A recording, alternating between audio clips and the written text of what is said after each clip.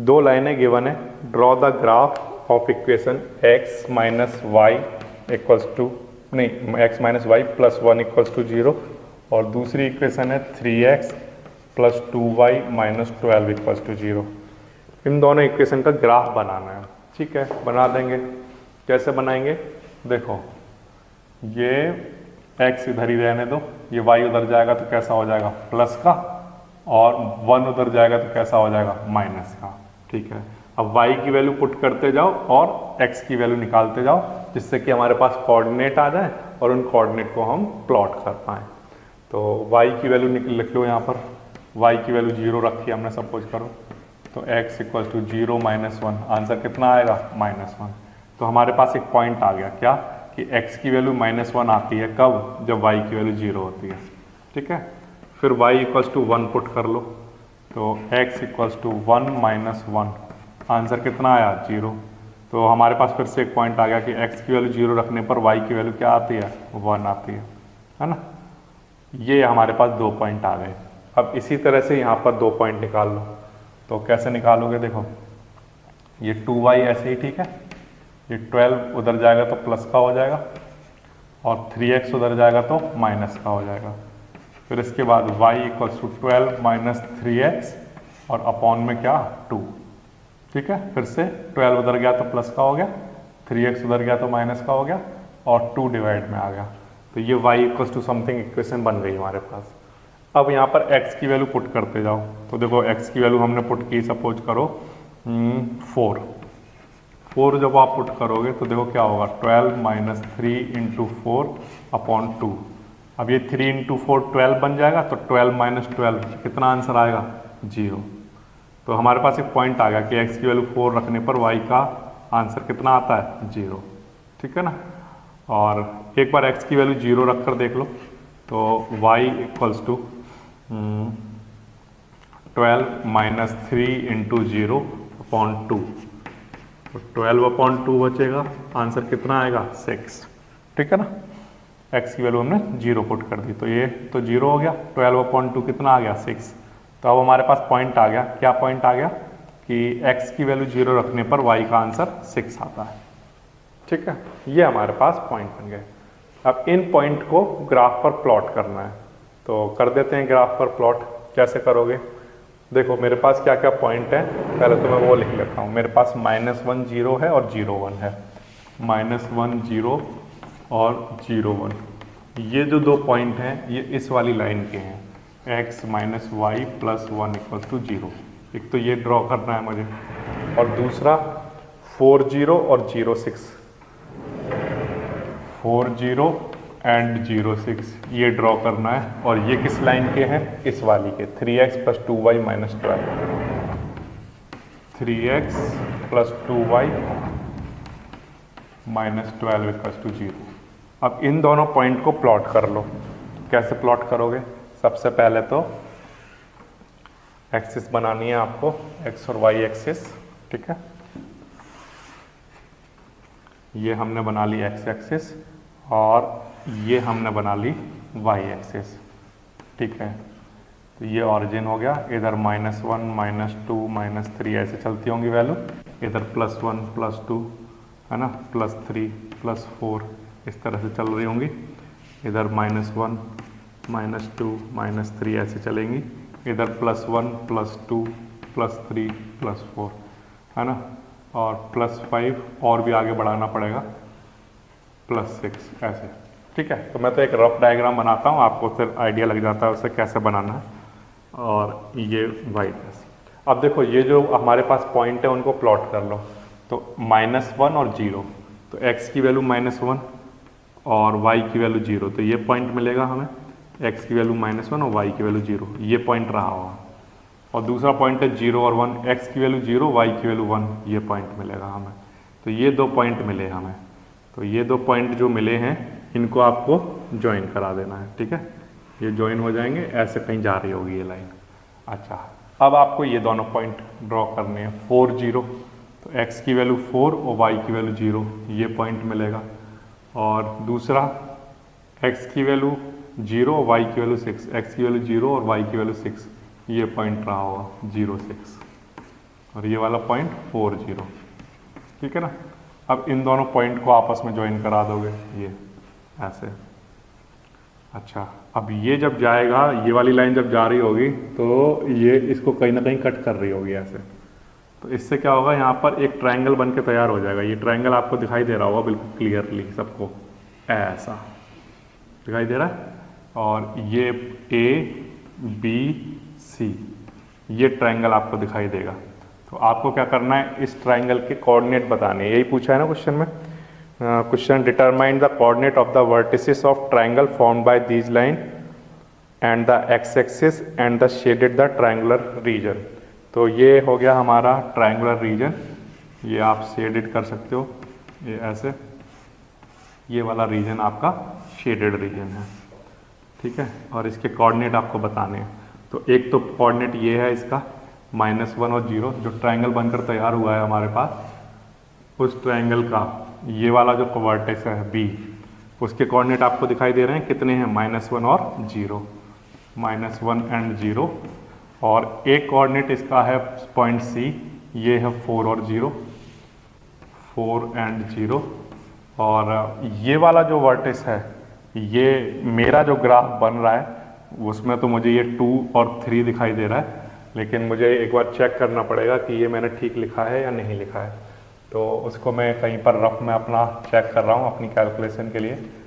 2y - 12 = 0, तो 3x + 2 × x + 1 - 12 = 0।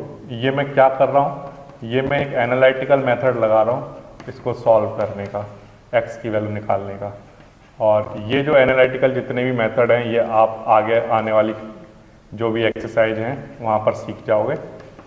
तो आप भी ये करना सीख जाओगे कि कैसे निकाला जाता है x और y की वैल्यू, ठीक है। x की वैल्यू 2 आ रही होगी और x की वैल्यू 2 यहाँ पर पुट कर देते हैं। 2 - y + 1 = 0, तो y = 3, ठीक है। तो ये मेरा ग्राफ बिल्कुल करेक्ट बना हुआ है। यहाँ पर x की वैल्यू देखो कितनी है, 2 पर आ रहा होगा, और y पर ये कितना बन रहा है, 3। तो ये वाले जो कोऑर्डिनेट हैं वो कितने रहे होंगे, 2 एंड 3।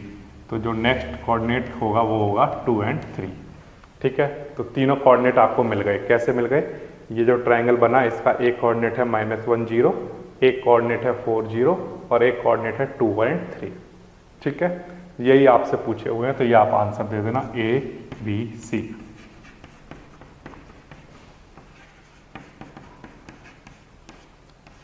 ठीक है, इस तरह से ग्राफ बन के तैयार हो जाएगा। तो फिर से कैसे करना है क्वेश्चन को, फिर से देखो आपके पास 2 इक्वेशन गिवन है, ठीक है। इन दोनों इक्वेशन को पहले ग्राफ पर ड्रॉ करना है। तो ग्राफ पर ड्रॉ करने के लिए हमें कोऑर्डिनेट की ज़रूरत पड़ती है, और कोऑर्डिनेट की जब ज़रूरत पड़ेगी तो कैसे निकालते हैं, तो आंसर है इक्वेशन को किसी एक वेरिएबल के इक्वल बना लेते हैं। तो ये y उधर ले गया और ये 1 उधर गया तो माइनस का हो गया, तो ये x के इक्वल आ गई इक्वेशन। अब यहाँ y की वैल्यू पुट करते जाओ और वहाँ से x की वैल्यू आती जाएंगी। तो y की वैल्यू 0 पुट कर ली तो ये कोऑर्डिनेट बन गया, y की वैल्यू 1 पुट कर ली तो ये कोऑर्डिनेट आ गया।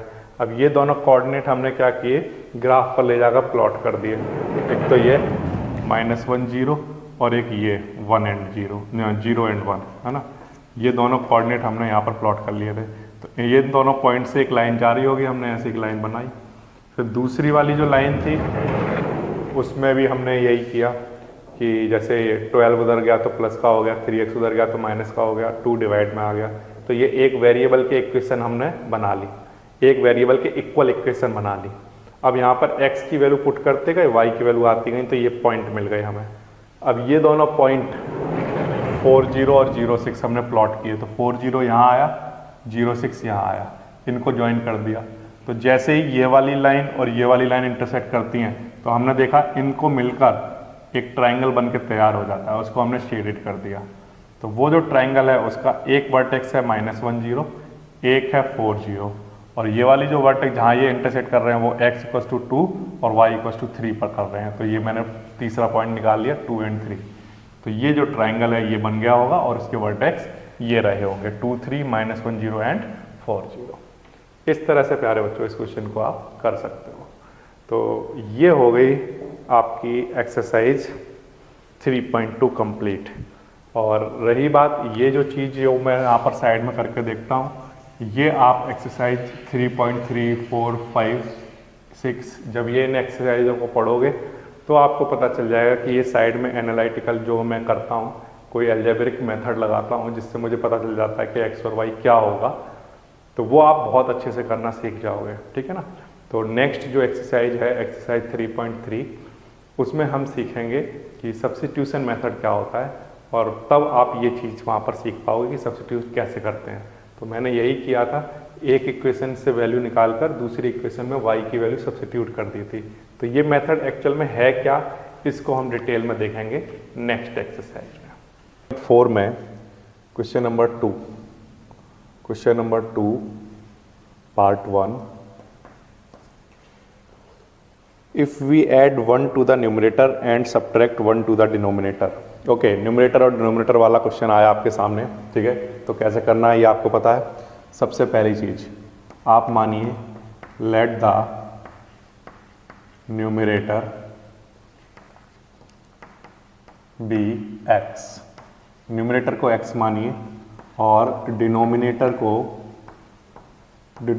को आपको मानना है y, क्योंकि हम लीनियर इक्वेशन 2 वेरिएबल में पढ़ रहे हैं।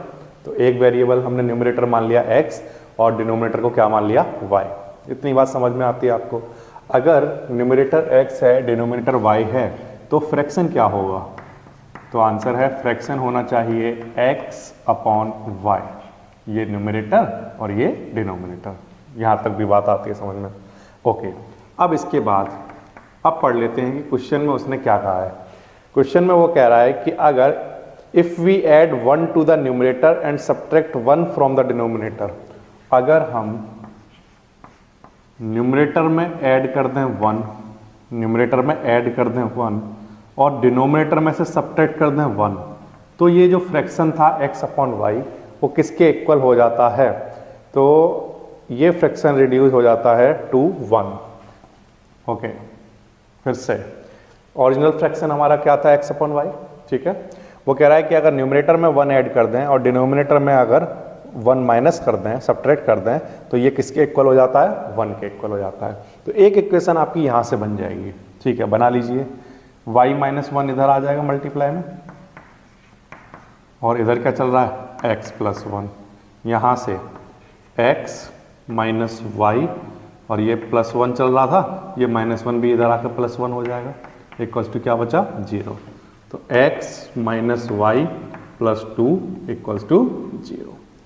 ये हमारे पास फर्स्ट इक्वेशन आ गई, फर्स्ट इक्वेशन। या फिर एक काम करिए आप, कांस्टेंट टर्म को मैं चाहूँगा कि इधर ही रखना है, तो x minus y equals to 2 इधर लेकर जाता हूँ, ये माइनस 2 आ जाएगा। This is equation number 1। ठीक है, ये बात आगे समझ में। अब इसके बाद सेकंड वाली कंडीशन देखिए, अकॉर्डिंग टू क्वेश्चन, आगे चलिए।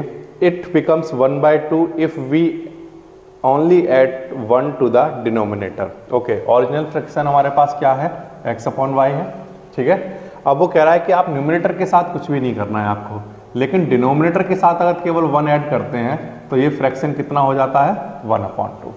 ये बात आ गई समझ में। क्वेश्चन में उसने कहा है it becomes 1/2 if we only add 1 to the denominator, only 1 to the denominator add कर दिया। ठीक, अब इसको सॉल्व करिए, तो यहाँ से क्या आएगा 2x और ये इधर आ जाएगा मल्टीप्लाई में y प्लस 1। ओके, तो यहाँ से 2x minus y equals to 1, ये मेरे पास सेकंड इक्वेशन आ जाएगी। ठीक है, बिल्कुल आसान है। अब इन दोनों इक्वेशन को आपस में मुझे by the elimination method solve करना है। तो देखिए कैसे करेंगे, बहुत आसानी से कर लेंगे। देखो पहले तो आप लिख लो फर्स्ट इक्वेशन यहाँ पे x minus y equals to minus 2, ये लिख लिया। ठीक है, फिर इसके बाद दूसरी वाली इक्वेशन इसी के साथ लिख लो 2x minus y equals to 1। ठीक, यहाँ तक भी लिख लिया, कोई प्रॉब्लम नहीं। अब इसके बाद क्या करना है प्यारे बच्चों कि यहाँ पर कोई भी एक वेरिएबल ऐसा होना चाहिए जिसका कोएफिशिएंट आपस में इक्वल हो। तो हमारे पास है, यहाँ पर भी y का कोएफिशिएंट 1 है, यहाँ पर भी y का कोएफिशिएंट 1 है। तो यहाँ पर पहले से इक्वल हैं, ठीक है। अगर नहीं होते तो हम इनको इक्वल बनाते हैं, लेकिन अभी फिलहाल ये दोनों कोएफिशिएंट आपस में इक्वल हैं, ठीक है। अगर कोएफिशिएंट इक्वल हैं, ये पहला स्टेप हो गया। दूसरा स्टेप ये है कि अब आप ये देखिए कि इन दोनों इक्वेशन को प्लस करना है या माइनस करना है, ठीक है। तो प्लस करना है या माइनस करना है कैसे डिसाइड करेंगे? अगर दोनों साइन सेम है, सेम साइन, ठीक है, तो हम क्या करते हैं? माइनस। और अगर दोनों साइन डिफरेंट होते हैं तो हम क्या करते हैं? प्लस। यही स्ट्रेटजी हमने सीखी है, ठीक है।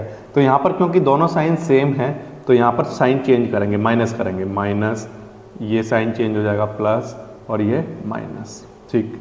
ये हो जाएगा कैंसिल आउट, माइनस का y और प्लस का y कैंसिल आउट। प्लस का x और माइनस का 2x मिलकर कितना? माइनस का x, ठीक है, इक्वल्स टू -1 -2 मिलकर कितना? -3। माइनस से माइनस कैंसिल, तो x की वैल्यू कितनी आ जाएगी? 3।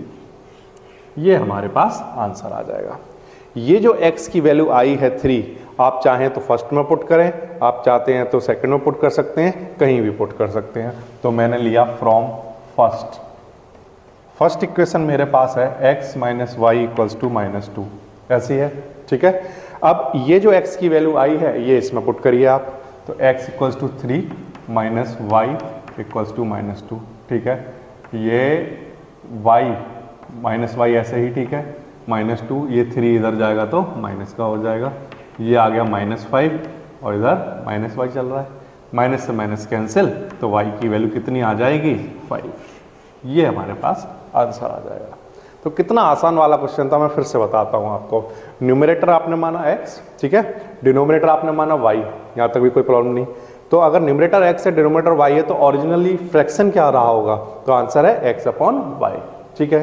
अब क्वेश्चन में उसने कहा कि अगर न्यूमरेटर में 1 ऐड कर दें और डिनोमिनेटर में से 1 सब्ट्रैक्ट कर दें तो ये जो फ्रैक्शन है ये किसके इक्वल हो जाएगा? 1 के इक्वल।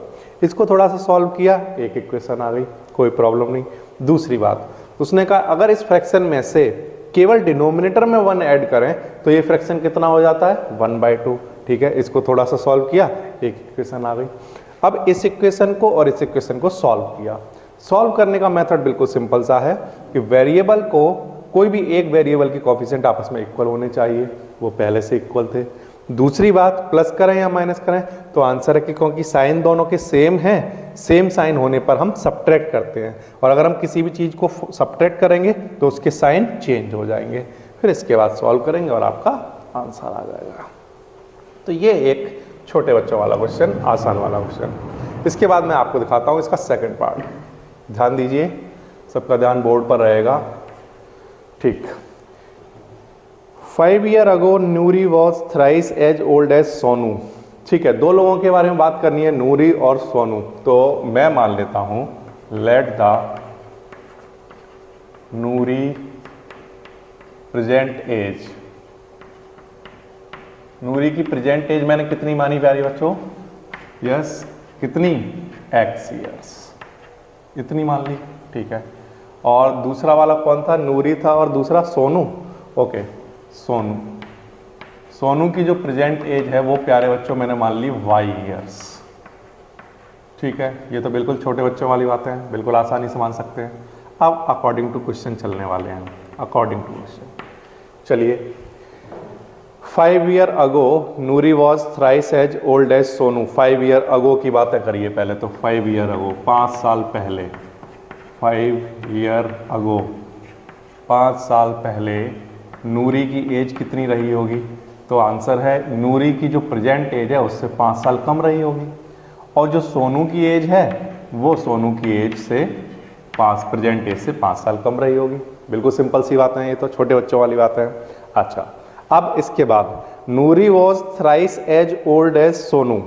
नूरी की तब जो एज थी, 5 साल पहले जो एज थी, 5 साल पहले जो एज थी वो थ्राइस है, 3 टाइम्स है, किसके?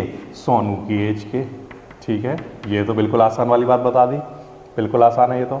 अब इसके बाद x माइनस 5, 3 का मल्टीप्लाई 3y माइनस 3 इंटू 5 15, ठीक।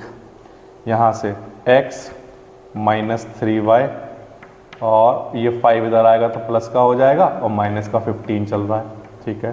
तो x minus 3y equals to -10। This is the equation number 1। बिल्कुल आसान है। नूरी की जो 5 साल पहले जो एज थी ना प्यारे बच्चों, वो सोनू की जो एज थी 5 साल पहले उसका कितना है 3 टाइम्स। इसको थोड़ा सॉल्व करो, एक इक्वेशन आ जाएगी। इसके बाद एक और अकॉर्डिंग टू क्वेश्चन लेकर चलो। देखिए, ध्यान दीजिए, बोर्ड पर ध्यान दीजिए। 10 year later Noori will be twice as old as Sonu. 10 year later, okay, after 10 year लिखता हूं मैं इसको, आफ्टर 10 ईयर। ओके, सोनू की एज और नूरी की एज कितनी कितनी होंगी, तो देख लेते हैं। नूरी की एज बताइए कितनी होगी। नूरी की प्रेजेंट एज x है, तो 10 साल बाद बताना, आफ्टर 10 ईयर बताना कितनी होगी। तो आंसर है x + 10। ठीक, इसी तरह से सोनू की अगर हम बात करें तो सोनू की जो एज है वो प्रेजेंट एज y है, आफ्टर 10 ईयर कितनी हो जाएगी y + 10। बिल्कुल सिंपल सी बात है। अब क्वेश्चन में उसने कहा है कि नूरी की जो एज तब थी, जो तब होगी x + 10 जो है 10 साल बाद जो एज होगी वो ट्वाइस होगी, किससे, सोनू की एज से। 10 साल बाद आफ्टर 10 ईयर जो नूरी की जो एज होगी वो सोनू की एज से कितनी होगी, 2 टाइम्स होगी। ये ठीक लिखा मैंने, Noori will be twice as old. Okay, correct. Now इसको सॉल्व करिए। x + 10 = 2y + 20। x 2y इधर लेकर आइए और 10 उधर ले जाकर माइनस करिए, तो इधर 10 आ जाएगा। This is equation number 2। बिल्कुल आसान। अच्छा, अब इसके बाद इन दोनों इक्वेशन को हम सॉल्व करना चाहते हैं बाय द एलिमिनेशन मेथड। तो कैसे करें, तो उसका मेथड तरीका ये है कि आप दोनों इक्वेशन को एक साथ लिखिए। ठीक है, लिख लिया।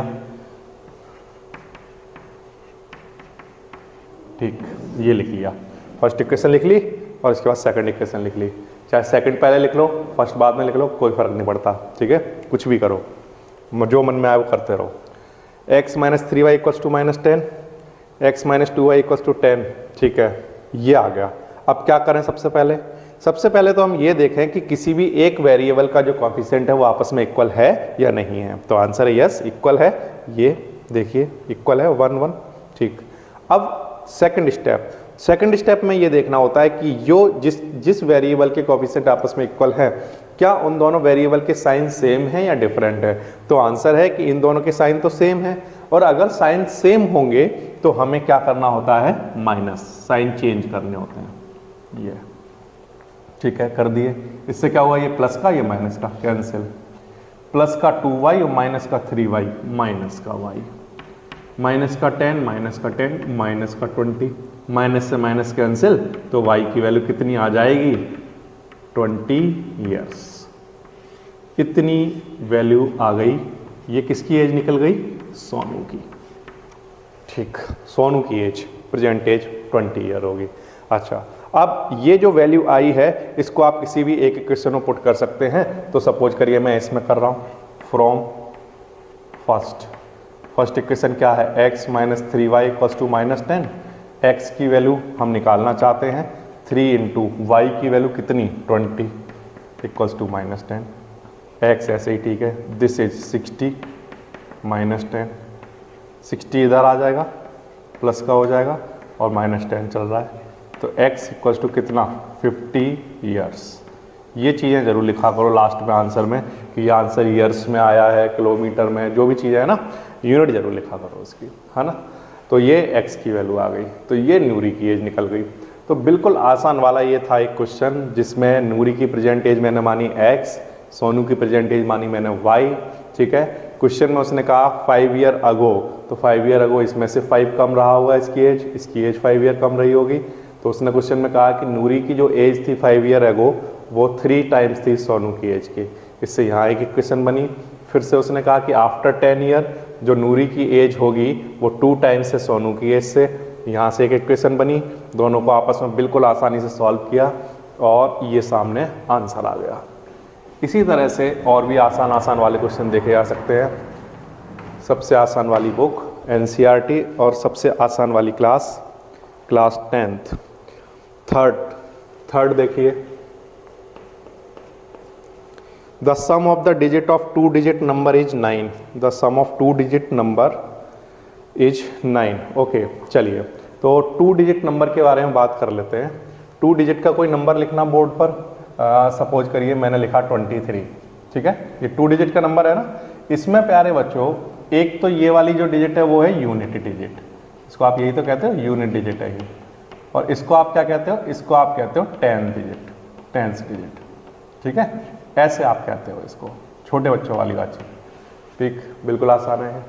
अब क्या मैं इस डिजिट को ऐसे लिख सकता हूँ 2 × 10 + 3 × 1, ऐसे तो लिखते थे आप एक्सपेंड फॉर्म में जब लिखते हो तो 2 × 10 और 3 × 1 आप ऐसे ही लिखते हो इसको सॉल्व करेंगे तो 23 आ जाएगा। अच्छा, इस बात का मतलब ये है कि ये वाला जो नंबर है वो किससे मल्टीप्लाई होता है, 10 से, इसलिए इसको क्या कहते हैं 10th डिजिट, पहला वाला नंबर। और जो इससे पीछे जो नंबर लिखा होता है वो किससे मल्टीप्लाई होता है, 1 से, इसलिए इसको क्या कहते हैं, यूनिट डिजिट कहते हैं। तो कोई भी नंबर अगर लिखा है 23 है ना, इसको मैं ऐसे लिखता हूँ XY। अगर कोई नंबर लिखा हुआ है XY, ठीक है, तो उसमें X का मल्टीप्लाई किससे हो रहा होगा, 10 से, है ना, और Y का मल्टीप्लाई किससे हो रहा होगा, 1 से। क्यों, क्योंकि X कैसी डिजिट रही होगी, 10th डिजिट, और Y कैसी डिजिट रही होगी, यूनिट डिजिट, है ना। तो यानी कि ओरिजिनल नंबर जो होता है वो किस फॉर्म में होता होगा, 10x + y की फॉर्म में, ये नंबर रहा होगा ओरिजिनल नंबर। इसी चीज को मैं लेकर चल रहा हूं, let the unit digit be, कितना यूनिट डिजिट में क्या लेकर चल रहा हूं, y, ठीक है, और 10th डिजिट में लेकर चल रहा हूं x। तो ओरिजिनल नंबर कितना होगा, ओरिजिनल नंबर किस फॉर्म में होगा कि अगर आप कोई नंबर XY लेकर चल रहे हैं तो ये 1st डिजिट वाला नंबर है, तो इसलिए ये किससे मल्टीप्लाई हो रहा होगा, 1 से, और ये 10th डिजिट पर है तो इसलिए ये किससे मल्टीप्लाई हो रहा होगा, 10 से, तो 10x + y, ये ओरिजिनल नंबर रहा होगा, ये फॉर्म रही होगी। ये वाली बात आ गई ना आपको समझ में। अगर कहीं पर 2 डिजिट नंबर लिखा हुआ है 23 तो वो किस फॉर्म में रहा होगा, 2 × 10 और 3 × 1, ठीक है ना, ऐसे। इसका मतलब 20 + 3 ये कितना बन जाएगा, 23, है ना।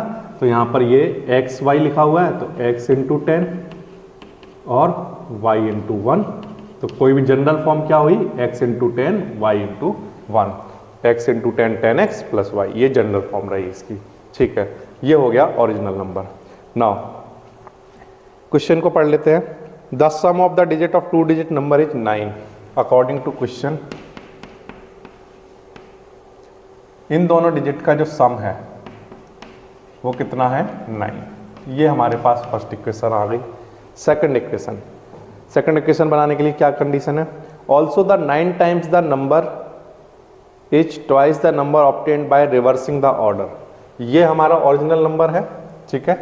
यहां पर इस नंबर को रिवर्स करिए, रिवर्स, तो देखिए कैसे करेंगे, ध्यान दीजिए। अगर यहां पर लिखा हुआ है XY तो ओरिजिनल नंबर किस फॉर्म में होगा, 10x + y की फॉर्म में, y का 1 से और इसका 10 से। अगर उल्टा लिख दें तो yx, तो आंसर है इसमें 10 से हो रहा होगा, 10 × y, और x का 1 से, तो ये रिवर्स करके आ जाएगा डिजिट। तो ओरिजिनल नंबर अगर 10x + y होता है तो रिवर्स वाला नंबर क्या होता होगा, 10y + x, y को x की जगह, x को y की जगह, ऐसा लिख दो, ये रिवर्स वाला नंबर है, ठीक है। अब अकॉर्डिंग टू क्वेश्चन उसने ये कहा है कि 9 times the number is 9 times the number जो हमारा ओरिजिनल नंबर है वो क्या है, उसका 9 टाइम्स किसकी इक्वल है, twice the number obtained by reverse the order, twice the number obtained by reverse करके क्या आता है, 10y + x, ये आता है। ये बात आ गई समझ में। 9 times the original number is twice the number जो होगा, जो कि आपने रिवर्स करके जो आपको ऑब्टेन हुआ है ये, ठीक। इसको मल्टीप्लाई कराइए, 90x, this is 9y, 20y + 2x। 90x में से 2x इधर आकर माइनस होगा, तो ये मेरे पास आ जाएगा 88x और 20y इधर आकर माइनस होगा तो ये मेरे पास हो जाएगा 11y इक्वल्स टू 0। इनमें से क्या कॉमन आ जाएगा? 11 कॉमन आ जाएगा। तो 11 जब कॉमन लेंगे तो यहाँ पर क्या आ जाएगा? 8x minus y equals to 0। ये 11 से इसको डिवाइड में भेज देंगे तो एक इक्वेशन आ जाएगी 8x minus y equals to 0। This is equation number 2। ये आ गया। ये समझ आ रहा है? इसमें तो कोई डाउट नहीं है। Unit digit y, tens digit x। तो यूनिट डिजिट को 1 से मल्टीप्लाई कराएंगे y और इसको 10 से कराएंगे 10x। तो 10x plus Y original number. इसको उल्टा कर देंगे तो उल्टा करके क्या आएगा? एक्स वाई का उल्टा करोगे तो वाई एक्स आएगा। अब y को 10 से होगा और x को 1 से। इसका 9 टाइम्स किसके इक्वल है? इसके 2 टाइम्स के। ये क्वेश्चन में गिवन है। और दूसरी चीज़ क्या गिवन है कि इन दोनों डिजिट का सम x प्लस वाई का सम किसके इक्वल है? 9 के। तो ये दो इक्वेशन यहाँ पर बन रही हैं बिल्कुल आसानी से। अब इन दोनों इक्वेशन को सॉल्व करना है बाय द एलिमिनेशन मेथड। उसको सॉल्व करने का तरीका क्या है? दोनों इक्वेशन को एक साथ लिख लो। ये लिख लिया मैंने, ठीक है। अब फर्स्ट स्टेप, कोई भी एक वेरिएबल के कोएफिशिएंट आपस में इक्वल होने चाहिए हैं, ठीक। दूसरा स्टेप ये देखिए कि जो वेरिएबल जिनके कोएफिशिएंट आपस में इक्वल हैं क्या उनके साइन सेम हैं या डिफरेंट है? तो आंसर है डिफरेंट है। अगर डिफरेंट है तो ऐड करेंगे। ऐड करिए, ये कैंसिल, 8x और 1x मिलकर कितना? 9x और 9 और 0 ऐड होंगे तो 9। तो x की वैल्यू कितनी आ जाएगी? 1। ये हमारे पास x की वैल्यू आ गई। ये x की वैल्यू उठाकर आप एक इक्वेशन पुट करिए फर्स्ट में। तो यहाँ पर मैंने पुट किया फ्रॉम फर्स्ट इक्वेशन क्या है? x plus y equals to 9। x की वैल्यू कितनी आई है? 1। तो ये यहाँ पर पुट कर दो तो y इक्वल्स टू कितना आ गया प्यारे बच्चों? 8, ठीक। अब बताइए नंबर क्या लेकर चले थे हम? Original number. ओरिजिनल नंबर था हमारे पास एक्स वाई। यूनिट डिजिट हमने y ली है और टेंस डिजिट हमने क्या ली है? x। तो ओरिजिनल नंबर इस फॉर्म में था, ठीक है। तो यहाँ से सॉल्व करिए।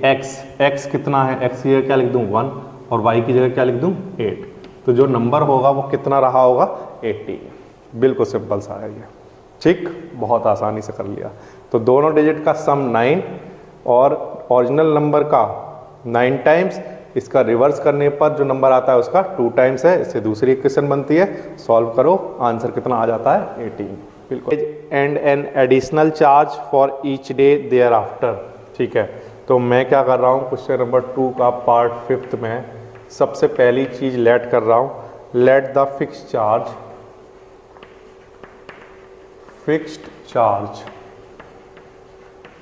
For 3 days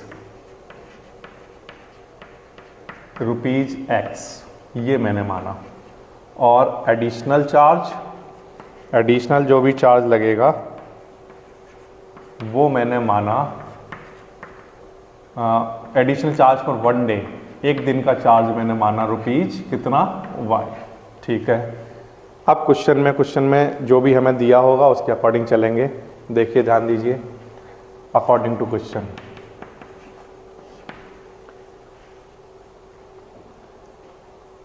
Sarita paid ₹27 for a book kept for 7 days।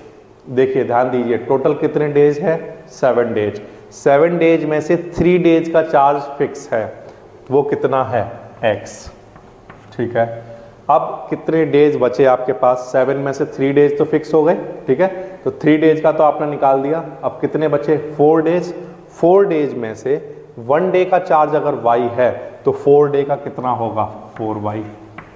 ये दोनों अमाउंट मिलाकर उसने टोटल कितना पे किया? 27। ये बात आपको याद रखनी है। क्या गलती नहीं करनी है कि आपको यहाँ पर 7 days नहीं लिख देना है, ये वाली गलती मत कर देना। टोटल 7 days है, उसमें से 3 day का चार्ज x है और जो बच गए उसका 1 day के चार्ज के हिसाब से आपको यहाँ पर लिखना है, ठीक। बिल्कुल आसान है। अब ये बन गया इक्वेशन नंबर 1। दूसरा वाला अकॉर्डिंग टू क्वेश्चन देखिए आप, वो ये है While Susie paid ₹21 for the book she kept for 5 days। अब देखिए टोटल कितने डेज हैं 5, 5 में से 3 डेज, 3 डेज को हमने यहाँ से हटा दिया, ये 3 डेज को जब हमने यहाँ से हटाया तो उसका फिक्स चार्ज कितना हो गया x। अब कितने दिन बचे 2, अब 2 डेज के लिए कितना होगा चार्ज, तो आंसर है 1 डे के लिए y है, तो 2 डे के लिए कितना होगा 2y, और इसको मिलाकर टोटल उसने कितना पे किया ₹21। This is equation number 2। 2 equation बन गई, ये बात आ गई समझ में, ठीक। अब वो कह रहा है फाइंड द फिक्स चार्ज, निकाल देंगे। 2 इक्वेशन है, इनको सॉल्व करना है, तो इन इक्वेशन को एक साथ लिखिए। 4y = 27, x + 2y = 21। सॉल्व कर दीजिए। कोफिशिएंट इक्वल है, साइन सेम है, साइन सेम है तो माइनस करिए, ठीक है, ये कैंसिल आउट हुआ। 4 में से 2 माइनस किया 2y, 27 में से 21 माइनस किया 6, तो y = कितना आ गया 3। तो जो फिक्स चार्ज है वो कितना है ₹3। अब ये जो y की वैल्यू आई है इसे फर्स्ट इक्वेशन में पुट कर दीजिए। From first x + 4y = 27, x निकालना चाहते हैं 4 × y कितना 3 = 27, x + 4 3 जा 12, 27 - 12, ठीक है, यहाँ से हमारे पास x की वैल्यू आ जाएगी कितनी 15, कितना रुपीज़, ये आ जाएगा, है ना। तो बिल्कुल सिंपल सी बात, जो केवल एक सिंगल सी बात जो मैं इसमें यहाँ समझाना चाहता हूँ वो ये कि टोटल डेज 7 डेज लेने हैं, ठीक है, टोटल डेज 7 डेज हैं, तो 7 डेज में से 3 डेज का चार्ज हो गया ये और 4 डेज का चार्ज हो गया ये, ठीक है। अच्छा, दूसरे बार में आपको 5 डेज लेने हैं, 5 डेज में से 3 डेज का चार्ज हो गया ये और बाकी के क्या बचे 2 डेज, उनका चार्ज हो गया ये। बिल्कुल सिंपल सी चीज़ है। इससे यहाँ पर 2 इक्वेशन बन जाएंगी, इन दोनों इक्वेशन को सॉल्व करना है और आंसर सामने आ जाएगा, बिल्कुल आसान। Given the linear equation 2x + 3y, 2x + 3y - 8 = 0। ये आपको एक लीनियर इक्वेशन गिवन है। एक आपको दूसरी लीनियर इक्वेशन लिखनी है जो इसके साथ इंटरसेक्टिंग लाइन बनाती हो। कैसी लाइन बनाती हो, इंटरसेक्टिंग।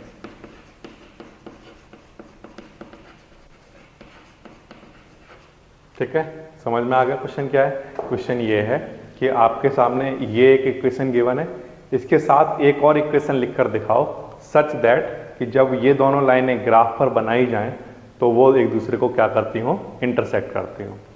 तो इंटरसेक्टिंग लाइन के लिए आप जानते हो कि कंडीशन क्या होनी चाहिए, तो आंसर है हाँ, A1/A2 इक्वल नहीं होना चाहिए किसके, P1/B2 के। ठीक है, तो हमें अभी इस लाइन को अगर कंपैरिजन कराएं A1x + B1y + C1 = 0 से, तो यहाँ से A1 की वैल्यू हमें मिल जाएगी कितनी 2 और B1 की वैल्यू मिल जाएगी किसके इक्वल 3 के, है ना, B1 3 आ जाएगा। अब हमें A2 यहाँ पर कुछ लिखना है, B2 यहाँ पर कुछ लिखना है सच दैट कि ये दोनों रेशियो आपस में इक्वल ना रहें। तो चलो मैंने यहाँ पर लिख लिया 3 और यहाँ पर लिख लिया 2, ऐसा लिख सकता हूँ। अब देखो 2/3 और 3/2 आपस में इक्वल नहीं है, तो ये जो 3 है ये हमारा क्या होगा A2 और ये जो 2 है ये हमारा क्या होगा B2। तो जो दूसरी इक्वेशन होती है वो क्या होती है, A2x + B2y + C2 = 0। तो उसमें से हमने A2 अपने मन से क्या लिख दिया 3, B2 हमने अपने मन से क्या लिख दिया 2 + C2 आप जो मन में आता हो वो लिख लो =0। ये एक इक्वेशन बन गई जो कि जब इसके साथ आप इसको ग्राफ पर बनाओगे तो ये एक दूसरे को क्या करेंगी, इंटरसेक्ट करेंगी किसी पॉइंट पर। ठीक है ना, तो इंटरसेक्टिंग बनाने के लिए क्या कंडीशन थी, फिर से कैसे किया क्वेश्चन को, देखो लीनियर इक्वेशन लिख ली हमने जो गिवन थी, उसको कंपैरिजन करा लिया A1x B1y + C1 = 0 से। ठीक है, अब इंटरसेक्टिंग लाइन की कंडीशन क्या होती है कि A1/A2 इक्वल होता है B1/B2 के इक्वल नहीं होना चाहिए, A1/A2 B1/B2 के इक्वल नहीं होना चाहिए। ठीक है, हमें A1 पता था, B1 पता था, हमने यहाँ लिख लिया। अब इनके नीचे हमें नंबर लिखने थे, तो हम अपने मन से कोई भी नंबर यहाँ पर लिख सकते हैं जो आपके मन में आता हो। ठीक है, कोई भी नंबर यहाँ पर लिख सकते हो आप सच दैट कि ये रेशियो और ये रेशियो आपस में इक्वल ना रहे। तो अगर कोई बच्चा पूछता है कि ऐसे लिखा हुआ है तो इसके नीचे मैं तो यहाँ 5 लिखना चाहता हूँ, तो लिख लो। यहाँ पर भी आप जो मर्जी आता हो वो लिख लो, 2 लिख लो, 2 लिख लो, 3 लिख लो, कुछ भी लिख लो, बस यहाँ पर 2/5 नहीं बनना चाहिए, जिससे ये आपस में इक्वल नहीं आने चाहिए। कहने का मतलब ये है। तो आप कोई भी नंबर लिख लो। तो अगर किसी बच्चे ने ये लिखा होता तो क्या इक्वेशन बन रही होती? तो ये A2 है, ये B2 है, तो A2x प्लस B2y प्लस कुछ भी नंबर यहाँ पर लिख लो, कॉन्स्टेंट नंबर इक्वल्स टू 0। समझ गए? तो इस तरह से कितनी इक्वेशन बनाई जा सकती हैं? तो यहाँ तो कुछ भी नंबर लिख सकते हैं, तो इनफाइनाइट इक्वेशन बना सकते हो आप, है ना, जो इस लाइन को क्या कर रही हो, इंटरसेक्ट कर रही हो। इनफाइनाइट लाइन बना सकते हो आप। तो ये तो मैंने अपने मन से यहाँ पर 3 लिख लिया, यहाँ 2 लिख लिया।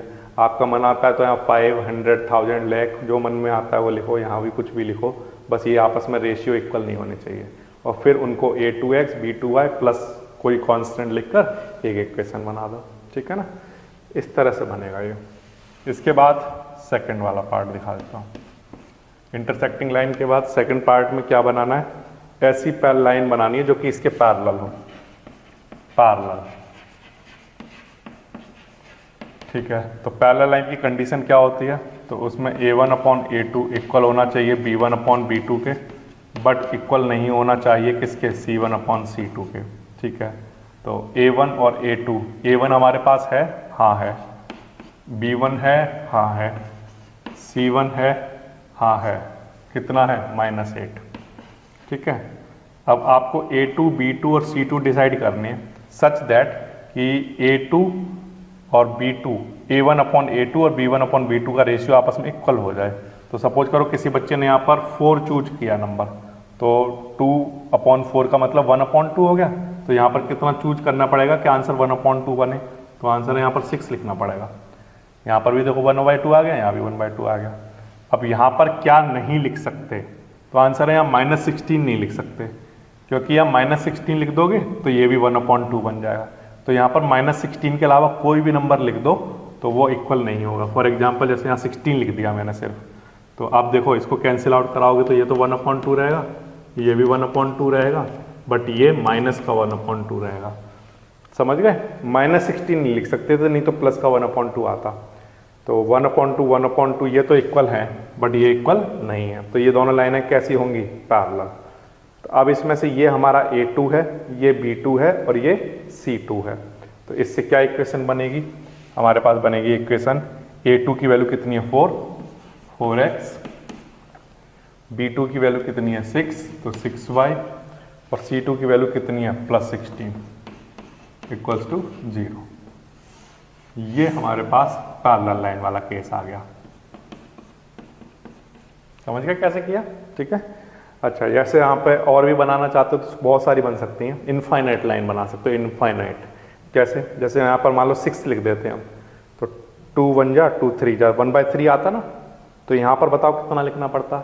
9 लिखते तो यहाँ पर भी 1/3 आ जाता। अब यहाँ पर क्या नहीं लिख सकते थे वो बताओ? तो आंसर है यहाँ -24 नहीं लिख सकते थे, क्योंकि 8 3 जा, वहाँ पर भी वही 1/3 बन जाता। तो यहाँ 1/3, यहाँ 1/3। समझ में आ रहा है? जैसे 2 किसी बच्चे ने 4 की जगह मान लो उसका मन है 6 लिखने का, 6 लिख लिया, तो यहाँ पर क्या लिखना पड़ेगा? क्योंकि यहाँ पर 1/3 आएगा सॉल्व करके, तो यहाँ पर भी 1/3 आना चाहिए क्योंकि इक्वल चाहिए। तो यहाँ पर भी क्या आएगा? 1/3। तो यहाँ पर 9 लिखना पड़ेगा, ठीक है।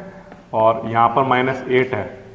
अब ये इक्वल नहीं होना चाहिए। अगर मान लो किसी बच्चे ने -24 लिख दिया तो इससे ये कट के 1/3 आ जाएगा यहाँ भी, तो है ना। -24 नहीं लिख सकते क्योंकि हमें ये चीज़ नॉट इक्वल चाहिए। अब नॉट इक्वल चाहिए तो हमें क्या करना पड़ेगा? -8 तो है, यहाँ पर कुछ और लिख दो, जैसे प्लस का 24 लिख दो, है ना, या कुछ भी जो मन में आता हो 16 लिख दो, है ना। तो देखो इससे क्या होगा? ये 1 और ये 3, तो ये माइनस का 1/3 आया। तो 1/3 और 1/3 ये तो इक्वल हैं, बट ये आपस में इक्वल नहीं है। तो ये भी एक पैरेलल लाइन की कंडीशन बन गई। तो इससे अगर इक्वेशन बनाओगे तो क्या बनेगा? ये हमारा A2 है, ये B2 है, ये C2 है। तो 6x + 9y + 24 इक्वल्स टू 0। ये इस तरह से बन जाएगा। तो बहुत सारी लाइनें बनाई जा सकती हैं, मैं एक एक लाइन बनाकर दिखा रहा हूँ। तो ये सेकंड हो गया। इसके बाद इसका थर्ड पार्ट में कैसी लाइनें दिखानी है? Coincident line, coincident lines. Coincidence line में क्या होगा, तो आंसर है कि यहाँ पर A1/A2 इक्वल होना चाहिए B1/B2 इक्वल होना चाहिए C1/C2 के। अब A1 B1 C1 क्वेश्चन में गिवन है 2 3 और -8। अब आपको इनके नीचे अपने मन से A2 B2 और C2 लिखना है सच दैट कि ये जो तीनों रेशियो हैं आपस में इक्वल रहने चाहिए। तो अगर किसी बच्चे ने यहाँ मान लो 4 लिखा तो ये 1/2 आएगा, तो यहाँ पर क्या लिखना पड़ेगा, तो आंसर यहाँ 6 लिखना पड़ेगा सच दैट कि यहाँ भी 1/2 आ जाए। और यहाँ पर क्या लिखना पड़ेगा -16, क्यों, क्योंकि यहाँ पर भी 1/2 चाहिए। अब देखो इनको सॉल्व करोगे तो 1/2 और माइनस से माइनस कट जाएगा, ये भी कितना आ जाएगा 1/2। तो अब ये तीनों आपस में इक्वल आ जाएंगे, ठीक है ना। तो इस तरह से हम कह सकते हैं कि ये A2 है, ये B2 है और ये हमारा C2 है। और जो रिक्वायर्ड इक्वेशन होगी वो होगी 4x + 6y और -16 = 0। दिस इज, ये एक इक्वेशन है जो इसके साथ, इसके ग्राफ के साथ कैसा होता होगा, कोइंसिडेंट, ठीक है। इस तरह से आप इनफाइनाइट लाइन यहाँ पर निकाल सकते हो। अगर कोई बच्चा यहाँ पर 6 लिखेगा तो 1/3 आएगा आंसर, तो यहाँ पर 9 लिखना पड़ेगा उसको और यहाँ पर -24 लिखना पड़ेगा। तो तीनों रेशियो क्या हो जाएंगे 1/3 1/3 1/3। तो वो भी एक इक्वेशन होगी। तो ऐसी इनफाइनाइट इक्वेशन आप बना सकते हो तीनों ही केसेस में, ठीक है। तो ये हो गया आपका क्वेश्चन नंबर 6। इसके बाद नेक्स्ट और लास्ट क्वेश्चन नंबर 7। देखिए क्या गिवन है क्वेश्चन नंबर। कोई भी सपना साकार करने के लिए सबसे जरूरी है सही कोच का होना। चुनिए GS क्लासेस को और करें अपने बोर्ड एंड JEE का सपना साकार। Download the app now.